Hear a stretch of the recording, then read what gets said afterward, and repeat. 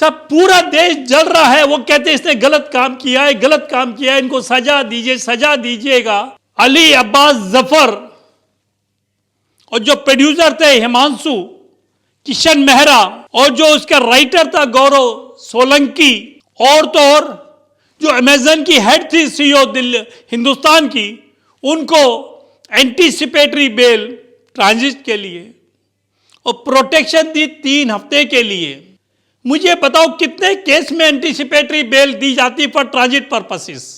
The discretion available with the Honorable High Court of the Bombay should be exercised only in extreme exceptional cases। मेरे खिलाफ FIR है, cognizable offence है, non bailable है।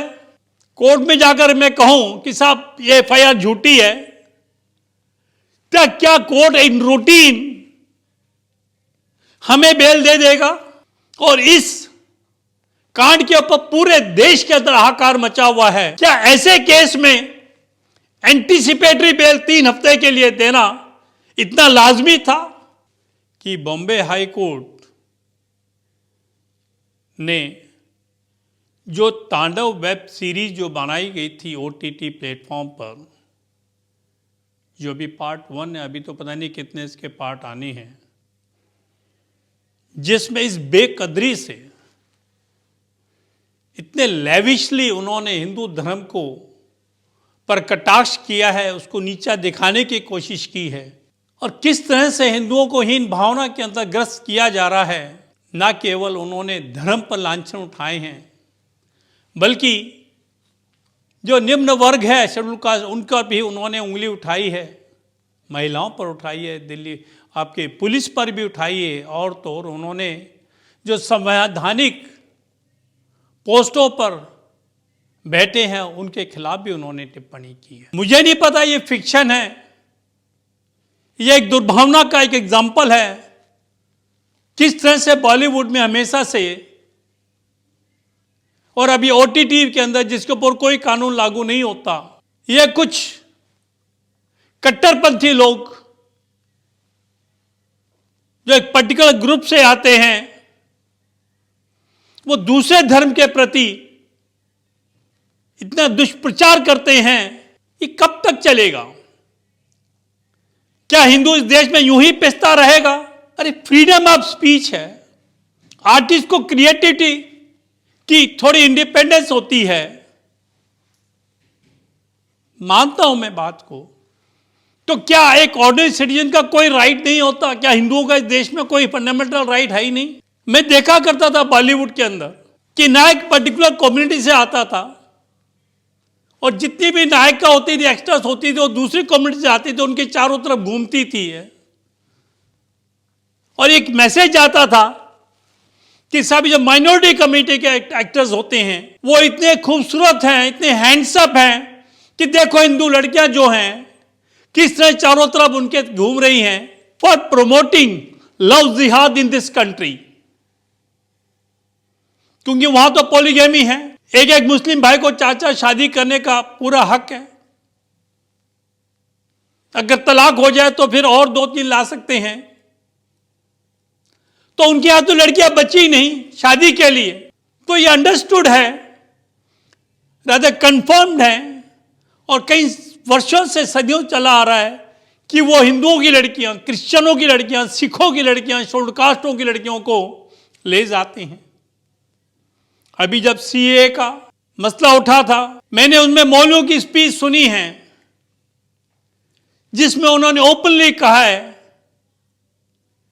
कि हर मुसलमान को कम से कम एक लड़की नॉन मुस्लिम की लानी चाहिए ताकि हमारी आबादी बढ़े और नॉन मुस्लिम की आबादी घटे।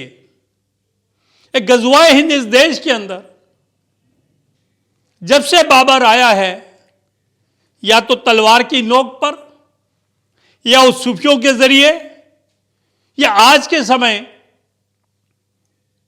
हमारे देश में स्लीपर सेल भेज करके, घुसपैठ करा करके, या कई प्रकार के जिहाद करके, लव जिहाद है, प्रॉपर्टी जिहाद है, लैंड जिहाद है, सर्विस जिहाद है। तो क्या सरकार इनके खिलाफ एक एफआईआर नहीं रजिस्टर कर सकती है। ठीक है, माना मैंने, मैं किसी की कंटेम्प्ट नहीं कर रहा हूं, किसी जज साहब के ऊपर कटाक्ष नहीं कर रहा हूं। The courts are meant specifically for granting justice, and justice can be granted only by following minimum principle of natural justice. Ali Abbas Zafar और जो प्रोड्यूसर थे हिमांशु किशन मेहरा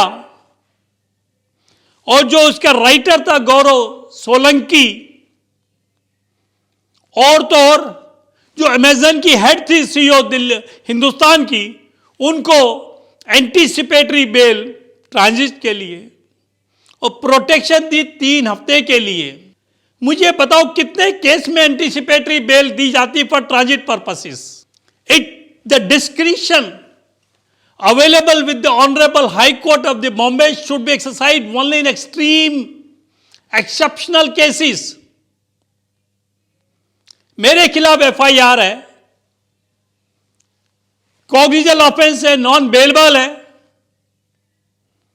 कोर्ट में जाकर मैं कहूं कि साहब ये एफआईआर झूठी है, तो क्या कोर्ट इन रूटीन हमें बेल दे देगा? अभी कुछ समय पहले एक हमारे एक्टर साहब थे, उनको लोअर में कन्विक्शन हुई, मॉर्निंग के अंदर ऑर्डर हुआ और आफ्टरनून में उनकी बेल हो गई। क्या एक ordinary citizen of this country can have that privilege? 17 को एफआईआर हुई है और डिफरेंट सेक्शन में हुई है, 153A, 295 और आपका आईटी का 66F, 67, 34 and some other sections also. और इस कांड के ऊपर पूरे देश के अंदर हाहाकार मचा हुआ है। क्या ऐसे केस में एंटीसिपेटरी बेल 3 हफ्ते के लिए देना इतना लाजमी था? जब वो फ्लाइट करके बॉम्बे आ सकते हैं, they are the accused. Why can't they land in UP and apply for the anticipatory bail in the concerned court? That shows the intention of those accused were mala fide. For the ulterior reason known to them, they, instead of coming to the concerned court in UP, they appeared before a court in Maharashtra and applied for the bail. जनाब ये matter जो था, ये इतने पूरे देश के हिंदुओं की भावना से लिंक था। ऐसे केसेस में अगर मैं वहां होता तो I could have restrained my self, or at least I could have heard the other party. और कोर्ट खुद ऑब्जर्व कर, there is no apprehension of arrest. When there is no apprehension of arrest, the question of anticipatory bail does not arise. तो मैं अपने judicial system को, which was created long back during British periods, the purpose of the judicial system enacted that time and was to rule over these Indians by the Britishers. मैं तो यहां तक सोचता हूं, महसूस करता हूं कि जो संविधान हम पर लागू किया गया है, जो कंडीशन उस समय 47 और 50 में थी, तो this country was not fit for that particular constitution of India. हमारा जो इकोनॉमिक स्तर इतना निम्न था,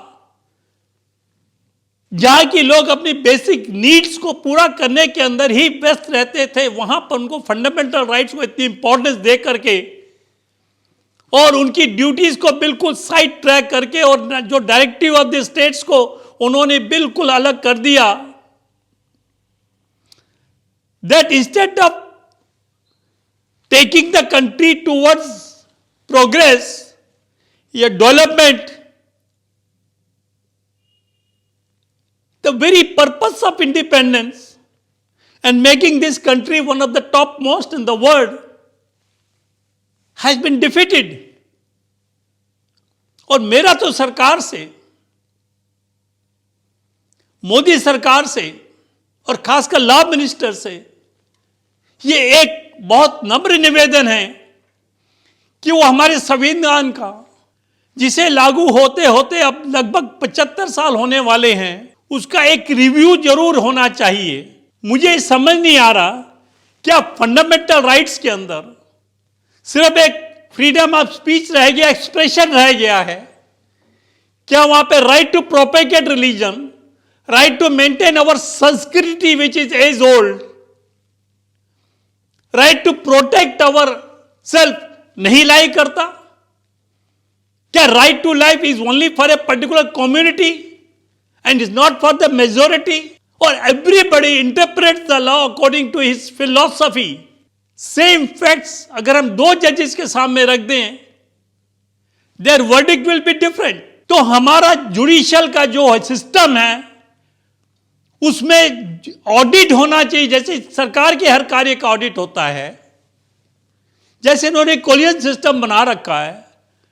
पब्लिक ने तो कहा इन हाउस ऑडिट होना चाहिए, पता लगना चाहिए कि हमने कितने ऑर्डर पास किए, कितने ऑर्डर्स की कंप्लाइंस इजीली हो गई है और कितने ऑर्डर्स कंप्लाई नहीं हो पा रहे हैं, नहीं हो तो उनमें कारण क्या है, कितने ऑर्डर्स इमीडिएट रिलीफ को देखकर दिए गए हैं, कितने orders long aspect of those judgments को देखकर दिए गए हैं। I am not against any presiding officer of this country. They must have done what they thought appropriate in that particular facts and circumstances of the case. But my only humble submission is that whenever there is such an issue, the court should restrain its discretion. Otherwise, the public will have an opinion which will be going against the interest of the judiciary. सब पूरा देश जल रहा है, वो कहते हैं इसने गलत काम किया है, गलत काम किया है, इनको सजा दीजिए, सजा दीजिएगा। और यूपी की पुलिस बॉम्बे के अंदर उनको पकड़ने जा रही है, तो at least the court would have asked them why did not they approach the particular court for seeking the said relief. The time has come when the जजेस, when the judiciary as a whole, when the law should be in consonance with the coming और updated circumstances prevalent this country. One community cannot be given absolute right to destroy the other communities. इस देश के अंदर यही होता आया है और गवर्नमेंट का, जुडिशरी का और बाकी सिस्टम का ये फर्ज बनता है कि वो जो ट्रेंड चली आ रही है उसको हम रोके किसी तरह से, लीगल वे के अंदर. पूरी तरह से जस्टिस नहीं मिल पाया है क्योंकि हमारे देश में कहा जाता है time justice is the justice, delayed justice is no justice. ऐसे ऐसे केस पड़े 20-20 सालों, 25-25 सालों में जो पेटिशनर होता है, जो प्लेंटिफ होता है, मर जाता है. द जजेस while deciding these cases may kindly keep in mind the facts prevalent and the seriousness of the offense and the alternative remedy available to the applicant before it. तो शायद पब्लिक जो court का फैसला बड़े sir आंखों पे लेती.